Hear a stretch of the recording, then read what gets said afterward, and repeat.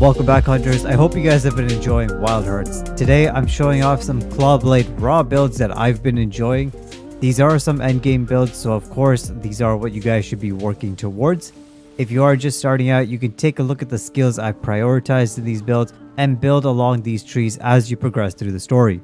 I will say as well that there are many builds out there for various playstyles. This video is focused on more raw damage builds that will help break parts to help you farm quicker. I will put out a more comfy, element, and other fun build videos out there shortly, so be sure to subscribe. I am absolutely loving the tree progression style of this game, by the way. It offers great flexibility and it's pretty entertaining, I gotta say, to figure out which path to take for a great build. So the first build I want to discuss is my favorite, the Destruction build based on the Basa Claw. If you're looking to farm parts, this is my go-to because I can break almost anything on most monsters in like the first area, like the first couple of minutes of a hunt, excluding volatile monsters because those are a little beefier. Now this build starts from the right side and ends with the specific skills: the aerial combat, 2 destruction arts which do stack and grants 30% extra to make it easier to break parts, Claw Boost Fury which enhances damage on claw based attacks, Claw Master which reduces the claw energy gauge depletion. The base inherent skills with the final Basa build is the Aerial Strike Bust, which makes it easier to destroy monster parts while using aerial skills, and then finally the Aerial Strike Fury which also boosts damage of aerial attacks. So as you can probably start to tell, these skills blend really well. Claw Master reduces your energy gauge depletion, meaning you have more time to stay in the air when you are hooked to a monster. That means you will have more time to damage the monster. Now the 2 destruction arts stack and they give you a total of 30% to kind of like make it easier. I guess it's like 30% chance to break parts faster. Aerial Bust also grants you another 30% to make it easier while using aerial attacks. So overall, if you're using the aerial attacks, which you should be with this weapon, you will absolutely shred most monster parts. On top of that, you have extra damage because of Aerial Strike Fury. So now not only are your aerial attacks breaking parts really quickly, you are also doing quite a bit of damage. So I'm telling you right now, you will have so much fun with this build. Most mighty monsters will get stunned so many times from just breaking parts over and over again. It's just so much fun. Like, I have too much fun with this build. Now, of course, destruction is a lot of fun, but you can also break parts just by doing excessive damage in one spot. With the Clawblade, this is very easy to target specific locations just by hooking onto them. The second build here is the final weapon in the right tree, the Mina Katatomi. Like, that's how you say it. If you're good at conserving stamina, you can replace the aerial combat skill. Generally speaking, for the Clawblade, this skill isn't entirely worth, since you spend most of your time in the air than the ground, and if you are efficient with this weapon, you don't need to use the in-air jumps that use up stamina. You can use the dodge skill which doesn't use stamina. If not, you have to replace the Claw Boost Fury. Claw Boost Fury though does enhance the damage of your claw based attacks, while the new skill Turbulence Boost on the new blade will overall enhance your attack for a short period of time after a successful claw attack at full gauge. So if you have both, it means that you do more damage when you hook onto the monster, and then you deal higher damage for a short period of time after hooking on. So just like the previous build, you want full gauge, and then you want to hook onto the monster and do as much damage as possible as quick as possible.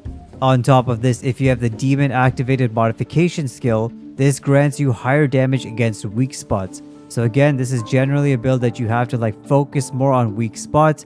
You will want to use the vertical spin while you're in the air to attack specific parts, rather than the horizontal spin which will send you around the entire monster, because you need a little bit more accuracy in order to maximize damage. Finally, this build also adds a little bit more defensive power to you. The Soaring Bird Tutelage inherent skill enables you to take less damage while airborne. So this skill combined with the Claw Master means you will lose less energy gauge per second, and if you get hit, you take less damage, meaning you can stay up in the air longer, which also means you can do more damage overall with a single claw attack. Now, the third Clawblade build is really fun. The Critical Blade, as I call it. I crit with this build like almost every other hit, and many times you do it multiple hits in succession. It's extremely fun because of this, and you can notice the crits from this weapon by the purple reddish flash around your attack when you land a hit. Now this build starts from the right as well and crosses all the way left through the center line and then down to the Snow Flurry. The skills you want to pick up and inherit from Blade to Blade are Critical Master, Critical Chain, and Aerial Strike Bust. Now the Snow Flurry inherently has a 25% crit chance. Then you add 15% on top of that from the 3 Critical Master skills, giving you a 40% chance to crit. On top of this, Critical Chain skill grants you an 8% extra chance every time you crit. So overall, you are at 48% chance for your next attack to crit after every successful crit, which, if we want to round up, basically means every other hit is critting. This works really well for the Claw Blade because it is a fast weapon with multiple hits, so the more hits you can get in and the higher crit chance you have, the more damage you're going to deal. Now on top of this, the Human Modification skill grants you 40% extra chance to crit when you break parts for a certain duration of time. Now this is where the Aerial Strike Bust skill comes into play as well. It makes it easier for you to break parts while using aerial skills, which of course is the main way Claw Blade damages. So after breaking some parts, you get granted about 80 to 88% chance to crit on your hits. So it's a super fun build. I have way too much fun with this build as well, and hearing all the critical sound effects is very satisfying. Now of course there are all alternatives that you can build from here. You can continue to build onward. The one I would recommend is just making your way along the bottom back to the boss of bosses that I mentioned before. This moves the Aerial Strike Bust skill to your inherent skills and gives you Aerial Strike Fury as well, so you deal even more damage with your aerial attacks. But of course you will lose the 40% crit boost from the 1-stroke critical skill if you have the Human Modification activated. So there's a lot that you guys can play around with here, and most of the builds I've recommended here are damage focused. Again, I'll do some more comfy and element builds later on. But yeah, there's so many things that you can try, guys, here. There's a lot of skills that can help you. There's a lot of skills that actually combine with the Karakuris as well, which I haven't explored in this video, but I will explore later on. But yeah, I hope you guys enjoy these ones. Give them a try. Let me know what you think about them. Be sure to comment below and, let everyone else know if you guys are using other builds. So I'm sure other people would love to try your builds. So that's it from me. As usual, guys, take care, stay safe, and keep hunting. Sky Sensei is out.